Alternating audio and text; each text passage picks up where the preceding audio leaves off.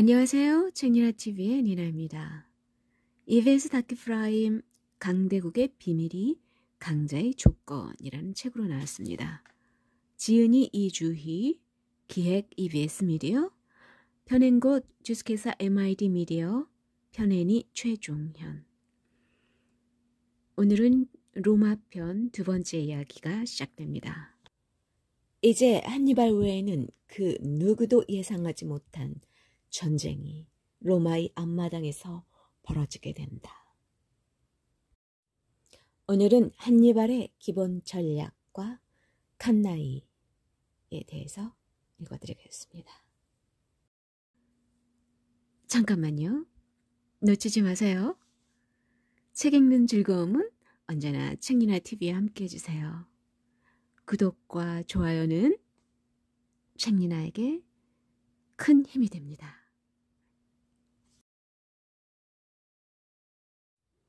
한니발의 기본 전략. 이제 한니발 외에는 그 누구도 예상하지 못한 전쟁이 로마의 앞마당에서 벌어지게 된다. 그렇다면 2만 6천을 이끌고 이탈리아 반도로 쳐들어온 한니발 군을 기다리고 있던 로마군은 과연 어느 정도였을까? 고대 역사가 폴리비우스는 로마의 전체 병력은 75만 정도가 되었다고 말한다. 2만 6천 대 75만. 아무리 한니발이 전투에 자신이 있다고 해도 이건 너무 엄청난 차이다. 적의 뒤통수를 치려고 몰래 담을 넘어 들어왔는데 집 안에는 수십 배 많은 적이 우글거리고 있는 형국이랄까? 하지만 한니발은 그러한 상황도 예상하지 못할 만큼 바보는 아니었다. 한니발은 충분히 승산이 있다고 판단하고 이탈리아로 쳐들어온 것이다. 그는 로마로 쳐들어가면서 그때까지의 전쟁을 꼼꼼히 연구했다. 특히 불과 3만 6천의 병력으로 대제국 페르시아를 정복한 알렉산더의 전략은 그에게 많은 영감을 주었다.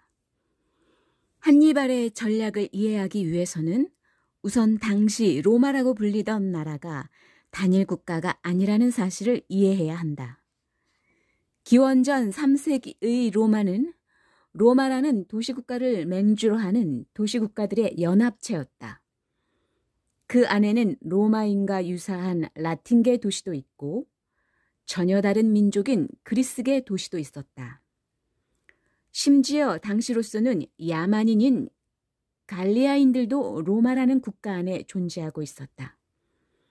이들은 불과 2에서 30년 전만 해도 맹주인 로마와 칼을 겨누던 사이였다.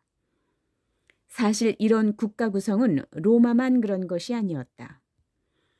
고대 사회에서는 오히려 일반적인 국가 형태였다고 할 수 있다. 당장 한니발의 고향인 카르타고 역시 마찬가지다.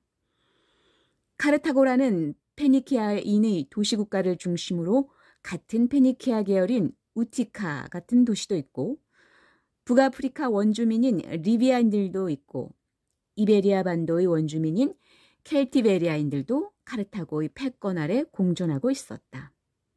그리스도 마찬가지다. 아테네를 중심으로 한 델로스 동맹이나 스파르타 중심의 펠로폰네소스 동맹, 테베를 중심으로 한 보이보티아 동맹도 본질적으로는 로마 연합과 같은 연맹체인 것이다.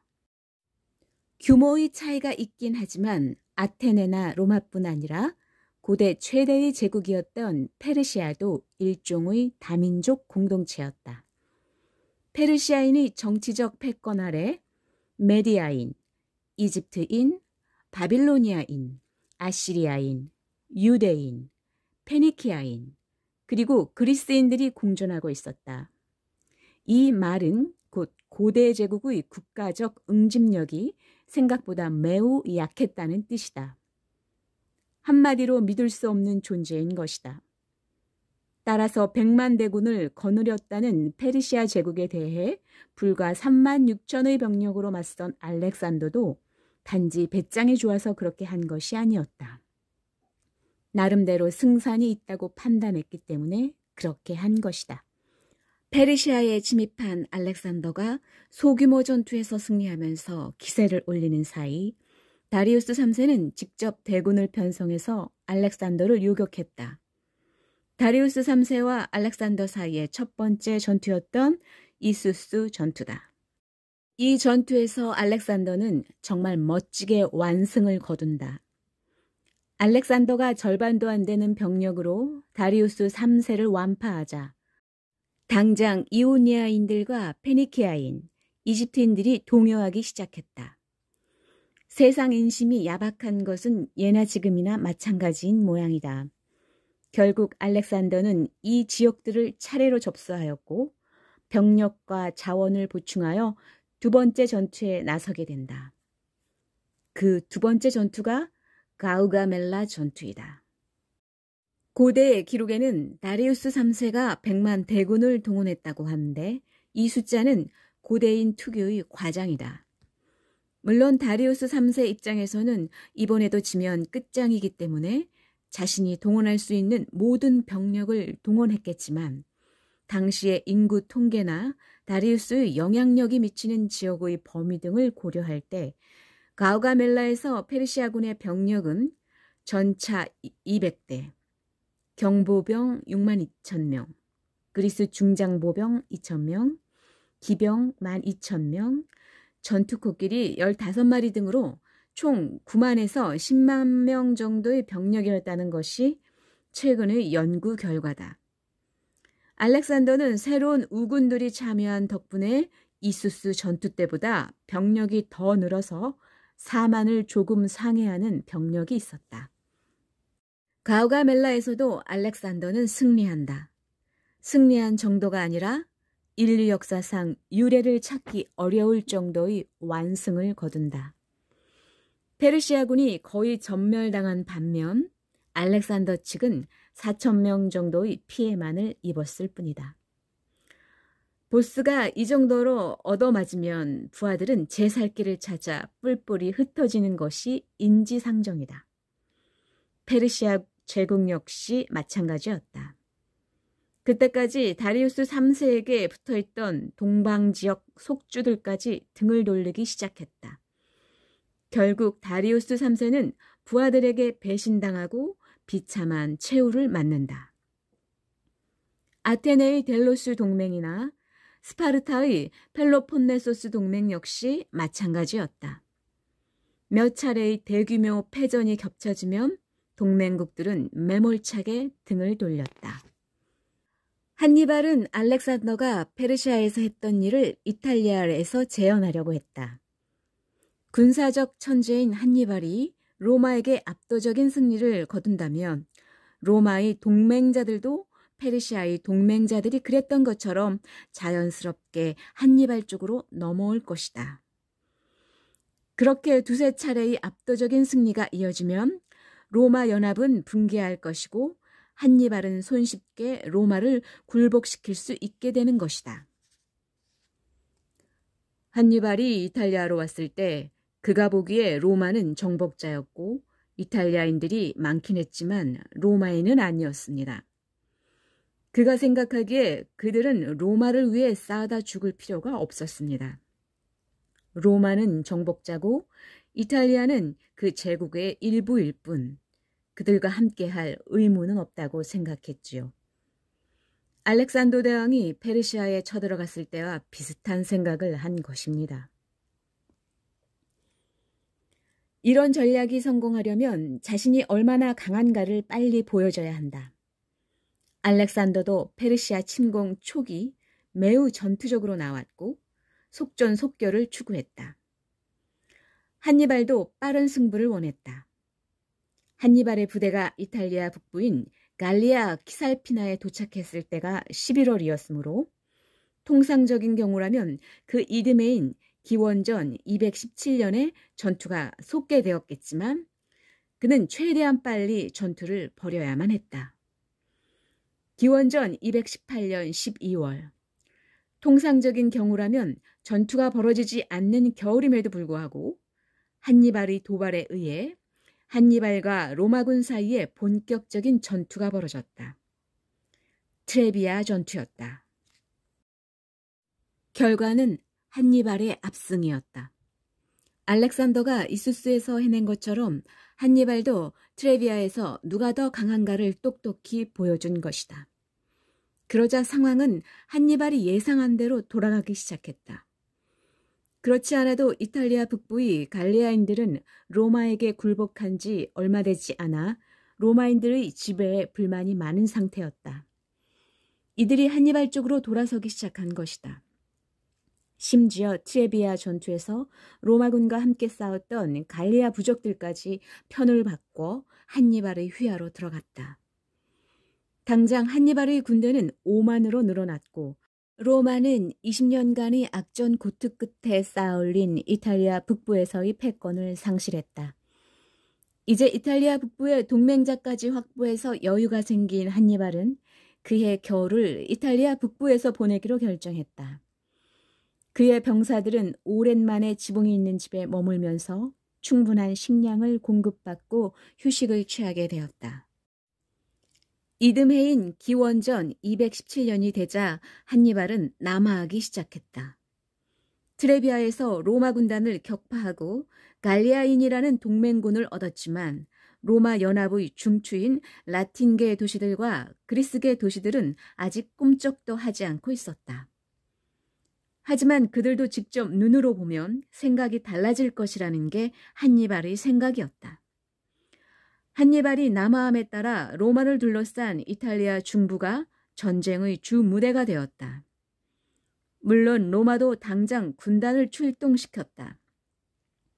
불굴의 로마 군단이 한 번 패했다고 기가 죽을 리 없었다. 그해의 집정관 플라미니우스와 셈프로니우스가 4개 군단을 거느리고 한니발을 요격하기 위해 출발했다. 그런데 두 부대 중 플라미니우스가 거느린 2개 군단이 한니발에게 걸려들었다. 트라시메노 전투라고 불린 이 전투 역시 한니발의 압승으로 끝났다. 집정관 플라미니우스가 전사하고 휘하의 2만 5천 병력도 몰살을 면치 못했다. 이번 패전은 뼈아팠다. 첫 패전이야 아직 로마화가 진전되지 않아서 불안정한 지역이었던 갈리아닌 거주 지역에서 일어난 일인 만큼 변명의 여지가 있었다.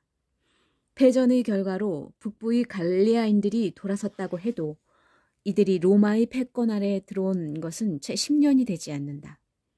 따라서 로마 연합에 미치는 영향도 아직은 미미한 편이었다. 하지만 이번에 패배를 당한 지역은 로마 연합의 중추인 라틴계 지역이었다. 만약 패전의 영향으로 라틴계 동맹자들이 떨어져 나가기 시작하면 로마 연합의 붕괴는 시간 문제일 수밖에 없었다. 한니발이 노리는 것도 바로 그것인 만큼 전투가 끝나자 한니발은 고도의 심리전을 펼치기 시작했다. 로마군의 절반은 로마인이지만 또 다른 절반은 이탈리아인이나 라틴인으로 구성되어 있었습니다. 비슷한 방식으로 싸우고 있지만 로마 사령관 아래 복무하는 동맹국 군사였지요. 그래서 그가 전투에서 이길 때마다 그는 포로들을 양쪽으로 갈라놓습니다. 한쪽에 로마인들을 두고 다른 쪽에 이탈리아인들을 뒀지요. 그들에게 자신은 이탈리아가 아닌 로마인들과 싸우고 있다며 단지 힘의 균형 회복과 영광과 권력을 위해 싸우는 것뿐 그들에게는 유감이 없다 말합니다. 그는 로마인들과 완전히 다른 대우를 해줍니다. 이탈리아인들에게는 보상을 해줍니다. 누구든 용감했거나 뛰어난 이들에겐 포상을 내렸고 다른 이들은 집으로 돌려보내줬습니다. 그들이 고향으로 돌아가 한니발은 선인이며 강한 자다. 그는 우리의 친구니 로마 제국을 떠나 그와 함께 하자고 설득하길 바랐던 거지요.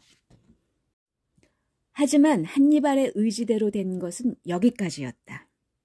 동맹국 병사들을 잘 대우해서 풀어준 후 성문을 여는 도시가 나타나기를 기다렸지만 이탈리아 중부의 도시국가들은 갈리아인들과 달리 한니발의 품으로 달려오지 않았다.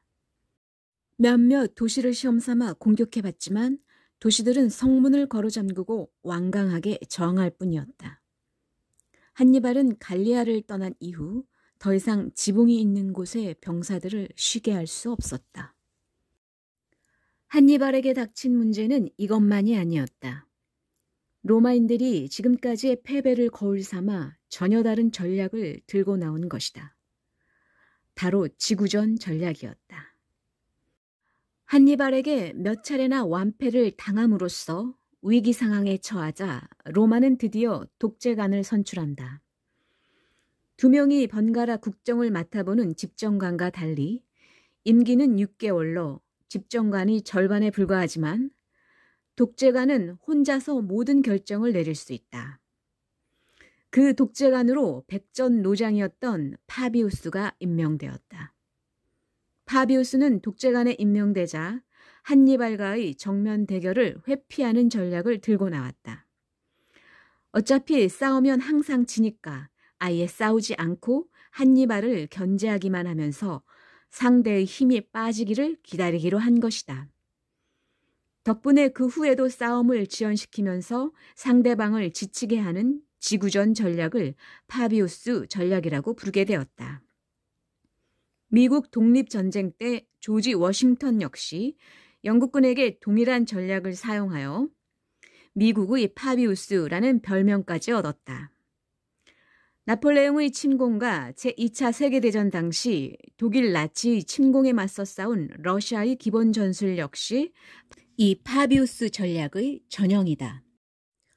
문을 열어주는 도시도 없고 로마는 결전을 회피하는 태도로 나오자 한니발은 상대방을 전쟁터로 끌어내기 위해 좀 더 가혹한 행동을 벌이기 시작했다.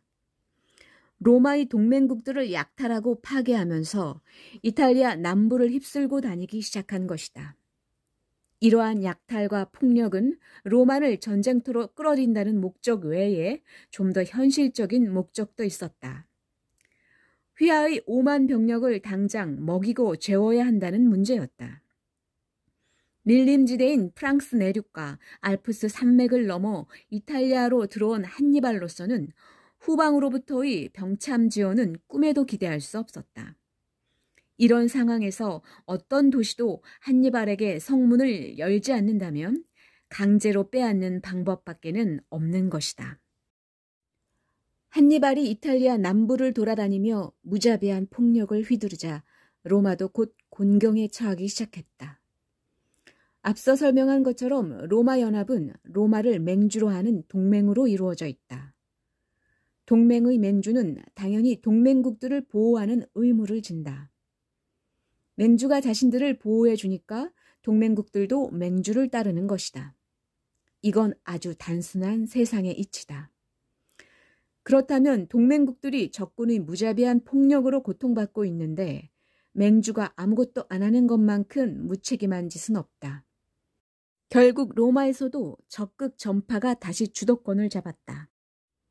이듬해인 기원전 216년의 전쟁을 위해 곧 대규모 군단이 편성되기 시작했다. 상대가 한니발인 만큼 로마도 이번에는 자신이 가진 최고의 카드를 모조리 쓸 각오를 했다. 칸나이. 인류 역사에는 후대 전략가들이 머리를 싸매고 연구하는 몇 개의 전투가 있다. 압도적인 승리로 전쟁의 향방을 결정지은 이들 전투는 승리의 비결을 찾아내려는 장군들과 전략가들의 비상한 관심을 끌어모은다. 고대에서 이런 전투를 꼽자면 에파미논다스의 레욱투라 전투나 알렉산더의 가우가멜라 전투 등이 있을 것이다. 하지만 그 중에서도 단연 백미를 하나만 꼽자면 한니발과 로마 사이에 벌어진 칸나이 전투이다. 무적이라는 이미지가 강한 성장기의 로마 군단을 상대로 그 절반밖에 안 되는 병력을 가지고서 말 그대로 완승을 이끌어낸 한니발의 전술은 두고두고 군사 전략가들의 연구 대상이 되었다. 심지어 최첨단 무기들이 등장하는 현대전에서도 한니발의 전술은 많은 영감을 준다. 1991년 1차 이라크전에서 사막의 폭풍 작전을 주의한 총사령관 슈왈츠코프 역시 자신의 작전이 한니발의 전술로부터 많은 것을 배워왔다고 고백했을 정도이다. 로마가 기원전 216년의 결전을 위해 준비한 병력은 말 그대로 어마어마했다. 로마는 한니발이 알프스를 넘은 기원전 218년이나 이듬해인 217년에 모두 4개 군단을 동원했다. 원래 한 명의 집정관이 지휘하는 군단의 수가 2개이므로 2명의 집정관에게 각각 2개 군단씩 4개 군단을 편성한 것이다. 특히 전시에는 1개 군단에 배속된 병사의 수를 더 늘리는데 이 경우 4개 군단의 총 병력은 5만 정도가 된다.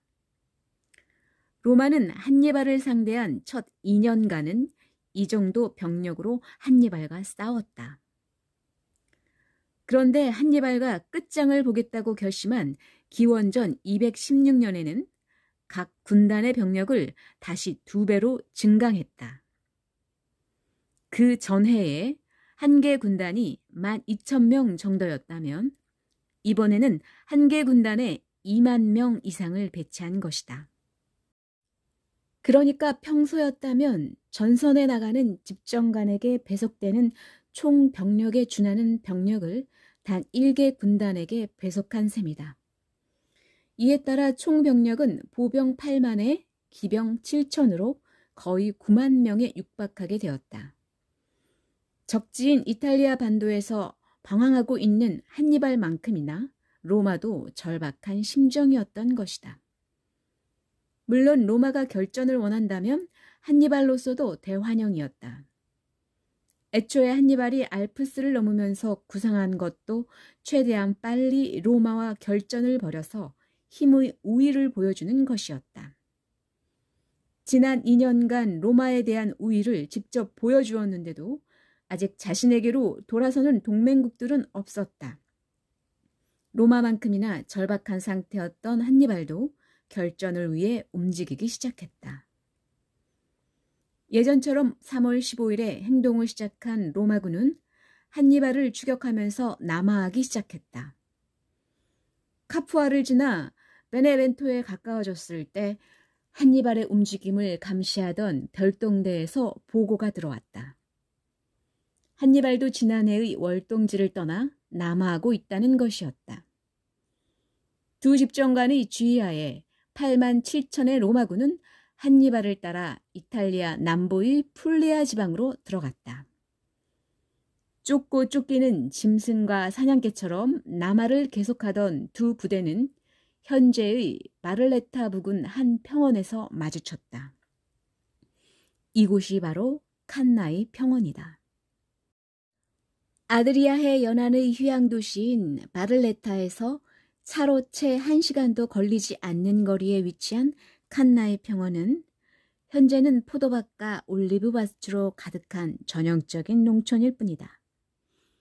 하루 종일 차도 몇 대 다니지 않고 농부들이 모는 트랙터만이 간혹 돌아다닌다. 물론 옛날 전투의 흔적은 찾아볼 수 없다. 근처 언덕 위에 칸나이 델라 바탈리아라는 유적이 있는데 직역하자면 전쟁의 칸나이 정도 된다. 하지만 이 언덕이 실제 전투지는 아니다. 이곳은 사실 로마 시대에 이 동네에 있던 작은 읍내 정도 되는 유적지일 뿐이고 실제 전투가 벌어진 곳은 이 언덕 아래로 내려다 보이는 올리브밭이다. 언덕에 올라가서 내려다보면 제법 넓은 평야가 발 아래로 펼쳐진다. 이 평원이 바로 실제 전투가 벌어졌던 칸나이이다. 이 평원에 진을 친 양쪽 군대가 곧장 전투에 돌입한 것은 아니다. 양군 모두 소규모 부대끼리 탐색전을 계속하면서 시간을 끌었다.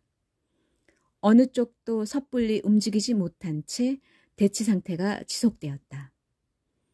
그렇게 소규모 전투만을 계속하면서 거의 2달을 보냈다. 2달 동안 한 장소에서 상대방의 움직임을 노려보고 있었다면 아마 긴장감이 터질 것처럼 부풀어 올랐을 것이다. 이렇게 긴장감이 부풀어 오르다 보면 그 긴장감을 참을 수 없는 쪽이 먼저 움직이기 마련이다. 이번에 긴장감을 견디지 못하고 움직인 것은 로마 쪽이었다. 물론 로마군은 먼저 움직이면서 자신이 주도권을 잡고 있다고 생각했을 것이다. 기원전 216년 8월 2일, 그날의 지휘권을 가지고 있던 집정관 바로의 명령에 따라 로마 군단이 주둔지의 목책을 열고 쏟아져 나오기 시작했다. 쏟아져 나온 로마군은 그리 깊지 않은 오판토강을 도강해서 강의 오른쪽에 진영을 갖추기 시작했다. 한니발에게 도전장을 내민 것이다. 지금도 언덕 위에서 내려다보면 바로가 왜 오판토강의 오른쪽을 선택했는지 알 수 있다. 드넓은 평야가 펼쳐진 강의 왼쪽에 비해 오른쪽은 평야 자체가 좁은 데다가 울퉁불퉁한 지형도 많고 야트막한 언덕들도 있어서 기병들이 활동하기에 상대적으로 불리하다. 당시 로마군은 보병 전력에서는 한니발의 군대를 압도하고 있었지만 기병 전력에서는 수적으로도 한니발에 비해 열세였으며 질적으로도 유목민인 북아프리카 출신 기병에 비해 떨어지는 기병대를 가지고 있었다. 몇 차례의 패전을 통해 로마군도 자신들이 기병이 적에 비해 열세라는 사실을 자각하고 있었던 셈이다. 따라서 기병이 활동할 공간을 주지 않기 위해 강의 오른쪽을 선택한 것이다. 아마도 바로는 이런 배치를 통해 전투의 주도권을 자신이 확실히 잡았다고 생각했을 것이다. 하지만 축구나 농구에서처럼 전투에서도 공간이란 항상 상대적인 법이다. 공간 활용이라는 측면에서 한니발은 말 그대로 천재였다. 좁고 울퉁불퉁한 강의 오른쪽으로 이동한 상태에서 로마군은 8만의 보병을 중앙에 종으로 긴 밀집 대형으로 배치했다. 로마 군단의 중추를 이루는 중장 보병의 전투력은 지금까지도 전설적일 정도로 탁월하다. 바로는 그 중장 보병의 전투력을 망치처럼 중앙에 집중해서 정면을 돌파하는 전술을 구사할 생각이었다. 바로의 생각대로 된다면 한니발군은 좌우로 양분되면서 서로 협력하지 못하게 될 것이고 결국 로마군의 밥이 될 것이다. 로마군이 진영을 갖추자 한니발도 진영을 갖추기 시작했다. 한니발은 로마군의 진영이 종으로 긴데 반해 횡으로 길게 늘어진 진영을 만들었다. 헌데 특이하게도 한니발은 이 횡으로 긴 대형의 중앙을 불룩하게 앞으로 전진시켜서 마치 활 모양처럼 보이게 만들었다. 한니발 대형의 독특한 점은 갈리아족 보병을 중앙에 배치했다는 것입니다.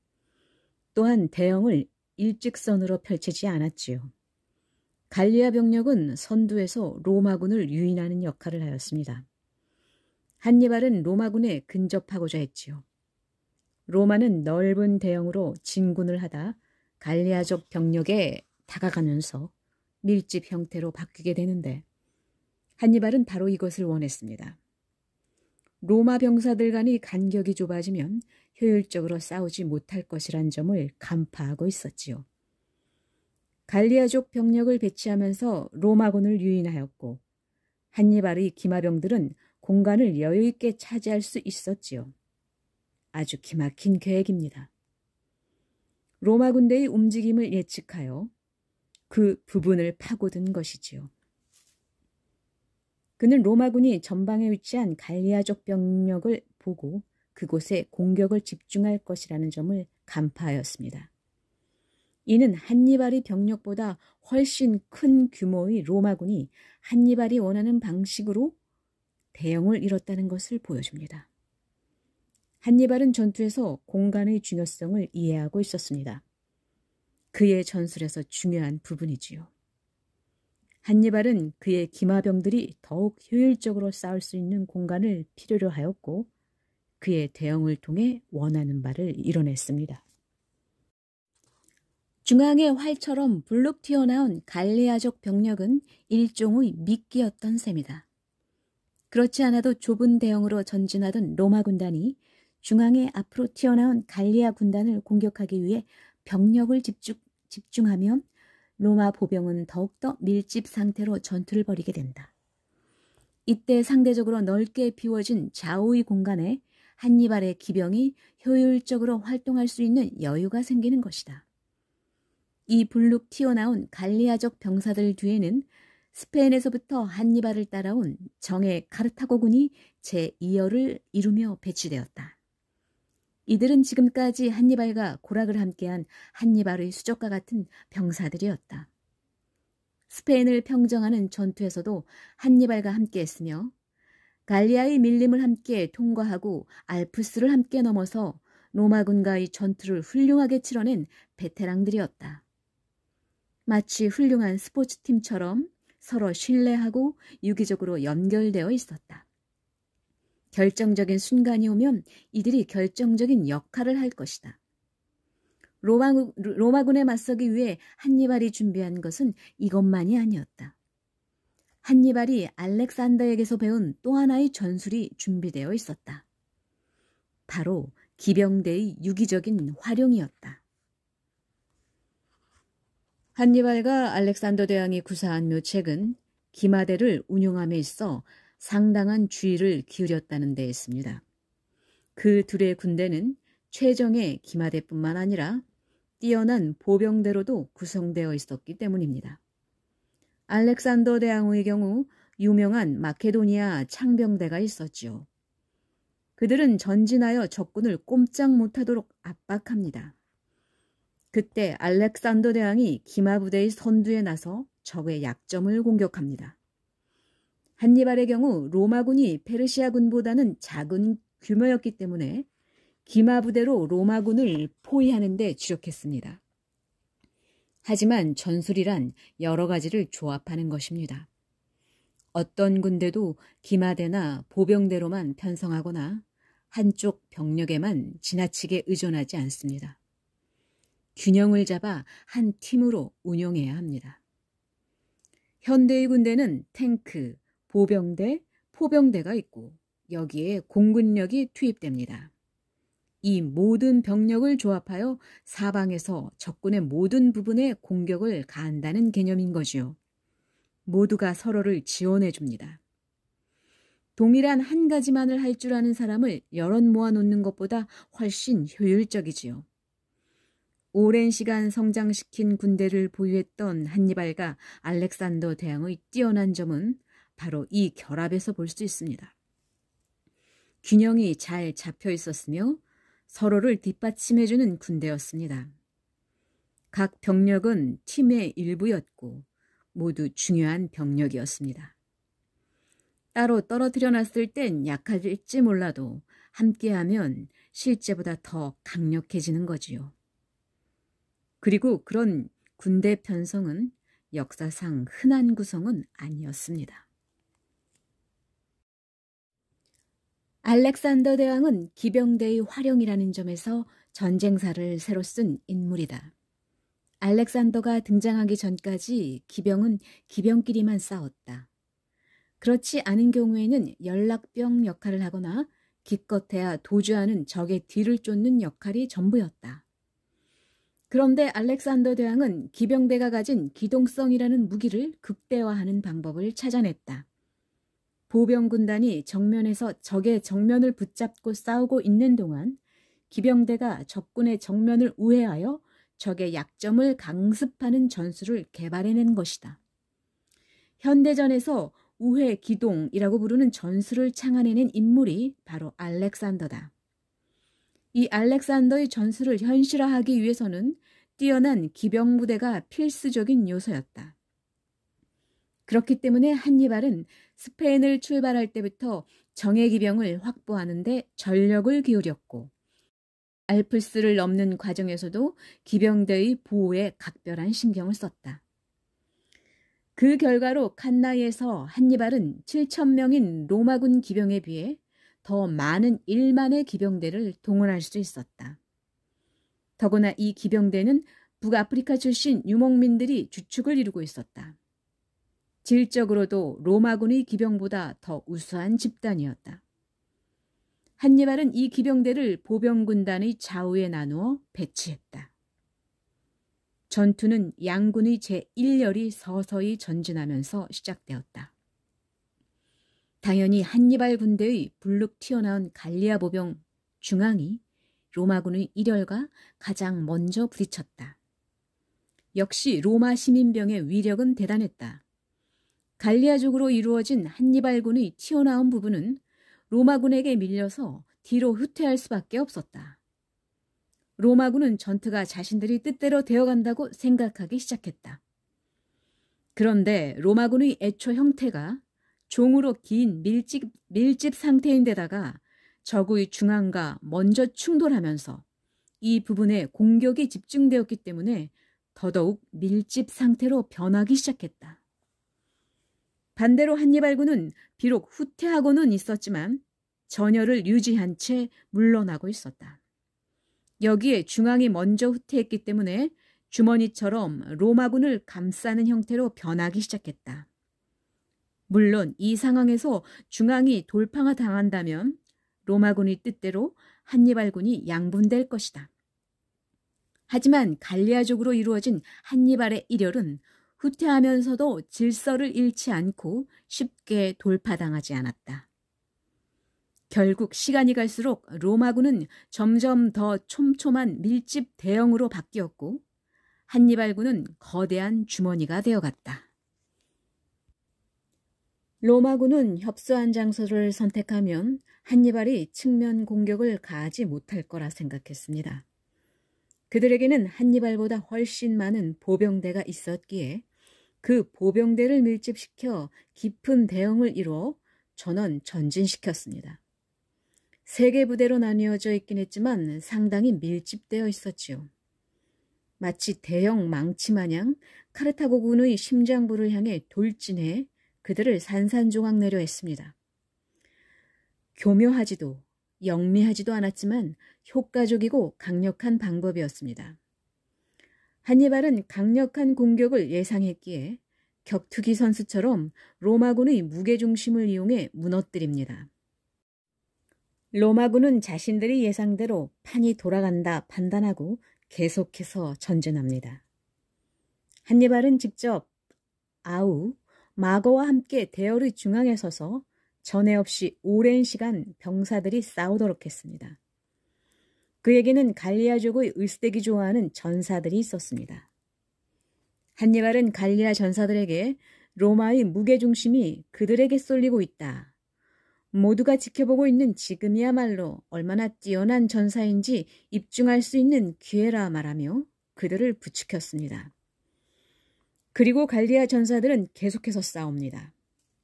그들은 로마군과 싸우며 싸움을 질질 끌었고 결국 로마군은 계속해서 예비부대를 투입시켜야 했지요.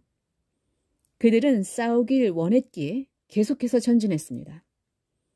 하지만 그 결과 그들은 그나마 있던 대열마저 잃었습니다. 너무 빽빽하게 밀집되어 있었기 때문입니다.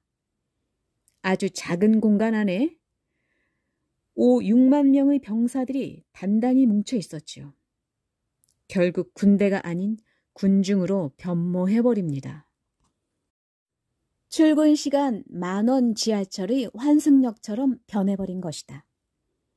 움직일 공간을 잃어버리자 로마군은 기동성을 완전히 상실했다. 그저 앞으로 전진하는 것 외에는 어느 방향으로도 움직이는 것이 불가능했다. 이때 대기하고 있던 한니발의 정예 카르타고군이 로마군의 좌우를 감싸기 시작했다. 앞만 보고 전진하는 군중대의 좌우는 허점투성이일 수밖에 없다. 이것만으로도 심각한데 더 큰 문제가 로마군을 엄습했다. 이때쯤에 좌측에 집중되어 있던 한니발의 기병대는 그들이 마주한 로마 기병대를 휩쓸었습니다. 지휘관은 그들을 통제하여 로마군의 주위를 우회해 다른 측면에 있던 로마 기병대를 격파했습니다. 결국 로마군 양쪽에 있던 기마대는 전멸했지요. 그 와중에 로마 보병은 계속해서 전진하고 있었지만 군중대로 변해 있었습니다. 경기장에서 쏟아져 나오는 군중 무리와 같았지요. 수천 명의 사람들이 쏟아져 나오며 옴짝달싹 못하고 계속해서 전진하는 상황이었습니다. 로마군이 그러는 동안 한니발은 최정예 부대를 동원해 그들의 양측면을 공격합니다. 한니발의 병사들은 이제 로마군의 장비를 획득하여 그들과 똑같이 장비를 갖췄고 마치 바이스의 맞물리는 부분처럼 로마군을 포위하여 로마군을 죽이고 움직임을 봉쇄합니다. 움직임을 멈추게 된 군중은 어찌해야 할지를 모릅니다. 게다가 로마 지휘관은 워낙 큰 무리이기 때문에 지시를 내릴 수도 없는 상황이었습니다. 어느 병사 하나를 가리켜 한쪽을 향해 상황을 타개하고 또 다른 병사를 대비시킬 수도 없습니다. 큰 군중 속에서 그들을 넘어 상황을 살필 수가 없으며 어떻게 할 수 있는 공간은커녕 이용할 공간조차 없습니다. 그 시점에서 한니발의 기병대가 뒤에서 쳐들어와 그들을 완전히 포위하고 있었기 때문입니다. 로마군은 사방에서 포위를 당했습니다. 포위는 완성되었다. 몸조차 움직이기 어려울 정도로 밀집 대형이 되었기 때문에 로마군은 효과적으로 저항할 수조차 없었다. 죽음만이 그들을 기다리고 있었다. 하지만 로마군은 쉽게 죽을 생각이 없었다. 따라서 그 후 기나긴 시간 동안 대량 학살이 직접적으로 이루어진다. 총 같은 화약 무기들이 없던 시절이다. 대부분은 창이나 칼로 싸웠다. 이것들은 오직 팔과 그 근육의 힘에 의존하는 무기들이다. 한니발군은 직접 얼굴을 맞대고 그 모든 로마 병사들을 죽여야 했다. 단지 몇 시간 만에 5만이 넘는 로마 병사들이 죽었다. 우리가 흔히 고대 전투에 관해 읽을 때 칼끝이 무뎌졌다는 표현을 볼 수 있는데 바로 이런 상황을 묘사한 것이다. 이들이 사용했던 칼은 갑옷을 뚫고 옷을 뚫고 근육, 살, 뼈를 갈라야 했기 때문에 칼날이 무뎌졌던 것이다. 칼은 이제 날카로운 날이 아닌 뭉툭한 곤봉 같은 것이 되어버린다. 적군을 칼로 찌르는 게 아니라 때로 눕혀 죽을 정도로 팬 뒤 다음 상대로 향하는 것이다. 로마군은 그럼에도 계속해서 싸우고 다수의 카르타고 병사들이 희생되었다. 전투가 끝났을 때쯤엔 단지 몇 평방킬로미터밖에 안 되는 공간에 수만 명이 죽어있는 악몽 같은 상황만 남았다. 로마 쪽의 자료에 따르면 강에는 시체가 담처럼 쌓여 있었고 땅은 핏물로 물들어 있었다고 한다. 또 다른 일화에 따르면 기병대의 어느 누미디아 병사가 그가 찔러 죽인 로마군의 시체 아래에서 발견되었는데 이 로마군이 최후의 발악으로 누미디아 병사의 코를 물어 뜯어냈다고 한다. 말 그대로 처절한 사륙전이었다. 해가 석양으로 기울 무렵에야 사륙이 끝났다. 살아서 도망칠 수 있었던 로마군은 채 1만 명도 되지 않았다. 포로로 잡힌 로마군도 진지에서 대기 중이던 1만 명뿐이었다. 결국 5만이 넘는 숫자가 칸나이에서 살해된 것이다. 그때까지 인류 역사를 통틀어서 이 정도로 완벽한 섬멸전은 알렉산더의 가우가멜라 전투뿐이었다. 칸나이 전투를 통해 한니발은 자신의 스승인 알렉산더와 같은 반열의 전략가로 역사에 기록되었다. 칸나이에서의 승전보를 알리기 위해 본국 카르타고로 건너간 한니발의 동생 마고는 카르타고 원로원에 로마군의 시체에서 빼낸 반지를 산더미처럼 쌓아 올렸다. 카르타고 원로원에서는 환호성이 터져 나왔다. 드디어 지난 전쟁에서의 굴욕을 되갚을 순간이 온 것이다. 전투가 끝나자 한니발의 휘하 장수였던 마하발은 한니발에게 당장 로마를 공격하자고 요구했다. 로마의 주력군이 붕괴한 지금이야말로 로마를 공격할 최적의 시기라는 것이었다. 하지만 한니발은 거절했다. 로마에 대한 공격을 한니발이 거절하자 마발은 탄식했다. 장군은 전투에서 이기는 법은 알지만 전쟁에서 이기는 법은 모르는군요. 하지만 한니발이 전쟁에서 이기는 법을 몰랐던 것은 아니다. 오히려 마하발이 한니발의 심모 원료를 이해 못한 것이다. 한니발은 기다리고 있었다. 가우가멜라 전투 이후 페르시아의 동맹국들이 알렉산더에게 달려온 것처럼 로마의 동맹국들이 자신에게 달려오는 순간을, 그렇게 로마의 동맹국들이 한니발에게 달려온다면 로마는 패배를 인정하고 항복할 수밖에 없을 것이다. 그렇게 된다면 전쟁은 여기서 끝날 수도 있다. 한니발의 최초 계획대로 로마에게 패배를 인정하게 하고 굴욕을 안기고 빼앗긴 영토를 되찾아 지중해에서 카르타고의 패권을 다시금 확립할 수 있는 것이다. 그런데 로마와 그 동맹국들의 반응은 전혀 다른 방식으로 나타났다.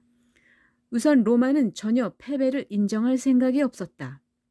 앞서 언급한 것처럼 로마는 칸나의 전투로 원로원 의원의 3분의 1이 전사했으며 성인 남자의 10분의 1이 살해되었다. 더구나 이번 한 번만 패한 게 아니라 싸울 때마다 전멸에 가까운 패배를 면치 못했다. 이 정도라면 아무리 로마라 할지라도 기가 꺾이는 것이 당연한 일이다. 한니발도 그것을 기대하고 로마 측의 속마음을 떠보기 위해 몇 가지 제안을 했다. 그 중의 하나가 몸값을 내면 로마군 포로들을 풀어주겠다는 것이었다. 이런 제안은 지금까지 한 번도 한 적이 없었다. 그때까지는 모든 로마군을 살해하거나 노예로 팔아치웠다. 이번에만 예외적으로 로마군 포로들을 풀어주겠다고 제안한 데는 로마의 광화를 타진하는 의도가 있었다. 거듭된 패전으로 기가 꺾인 로마가 시칠리아와 사르데니아, 더 나아가 이탈리아 남부를 포기하는 조건으로 광화에 응하면 한니발로서는 최초의 전쟁 목적은 달성하는 셈이었다. 하지만 로마는 한니발의 고마운 제안을 거절했다. 그것은 몸값 지불을 거절한 것이 아니라 강화 제의를 거절한 것이었다. 여기에 그치지 않고 모든 원로원 의원이 전 재산을 국가에 헌납하는 형식으로 전시국채를 발행했다. 노블리스 오블리제의 표본과 같았던 로마 원로원이 앞장서자 일반 시민들도 항전 의지를 가다듬었다. 로마가 어느 정도나 기가 꺾였는지를 가늠해보고자 했던 한니발의 시도는 보기 좋게 실패로 돌아간 것이다. 한니발은 로마군 포로들을 모두 노예로 팔아치웠다. 동맹국들의 태도는 한니발을 더욱 곤혹스럽게 만들었다. 칸나의 전투가 끝나자마자 한니발은 군대를 이탈리아 남부 각지로 보내서 로마의 동맹 도시들을 공격하게 했다. 알렉산더가 이수스 전투와 가우가멜라 전투 이후에 페르시아의 동맹국들을 접수한 것처럼 로마의 동맹 도시들을 자신의 휘하로 끌어들여 로마를 고립시키려는 전략이었다. 한니발은 아마 이 정도로 실력차가 있다는 걸 보여주었으니 동맹 도시들도 슬슬 다른 생각이 날 것이라고 기대했다. 하지만 결과는 허망했다. 물론 동맹 도시들 중에 한니발 쪽으로 돌아선 도시가 전혀 없었던 것은 아니다. 대표적인 도시가 카푸아다. 훗날 스파르타쿠스의 반란이 시작된 도시로 유명하기도 한 카푸아는 이탈리아 중남부에서 가장 큰 도시 중 하나였다. 그 카푸아가 로마에게 등을 돌렸다. 로마와의 동맹관계를 파기하고 한니발과 강화를 맺은 것이다. 카푸아에 이어 주변의 소도시 몇 개도 로마에게 등을 돌리고 한니발에게 붙었다. 하지만 여기까지였다. 더 이상 로마에게 등을 돌리는 도시는 나타나지 않았다. 칸나이 이후 한니발은 카푸아 이외에도 몇몇 지방을 지배하게 되었지만 이 지역들은 완력으로 빼앗아야만 했다. 완력에 의지해서 유지해야 하는 점령지일 뿐인 것이다. 자발적으로 동맹자가 되는 것과 완력으로 다스리는 것은 전혀 다른 문제이다. 자발적인 동맹자들은 힘이 되어주지만 완력으로 다스려야 하는 점령지는 한니발에게 부담이 될 뿐이었다. 이런 상황이야말로 변변한 병력 충원조차 불가능했던 한니발을 가장 곤란하게 만든 문제였을 것이다. 그런데 쉽게 이해가 가지 않는 문제가 있다. 왜 로마의 동맹국들은 로마를 배신하지 않았느냐는 점이다. 사실 칸나의 전투 정도의 대규모 회전에서 우열이 갈렸으면 한니발 쪽으로 돌아서는 것이 당연한 선택이었다. 국제관계에서 이건 배신이라고 부를 수도 없다. 당장 국가의 생존이 걸려 있는데 우직하게 패배한 맹주의 편에 서는 나라가 어디 있겠는가. 어쩌면 그것은 배신이라기보다는 약자가 세상을 살아가는 지혜일 수도 있다. 하지만 로마의 동맹국들은 우직하게 패배한 맹주의 곁에 남았다. 이런 예외적인 행동에는 분명 이유가 있을 것이다. 로마는 도대체 다른 제국들과 무엇이 달랐던 것일까? 강자의 조건. 다음 이 시간에는 로마 마지막 편, 로마 시민권, 한니발 파비우스 스키피오, 로마 제국의 탄생 편입니다. 여러분 기대 많이 해주시고요. 놓치지 마세요. 구독과 좋아요는 책예나에게 아주 큰 힘이 됩니다. 여러분 오늘도 감사드리고요. 건강하시고요. 다음 시간에 찾아뵙겠습니다. 안녕히 계세요.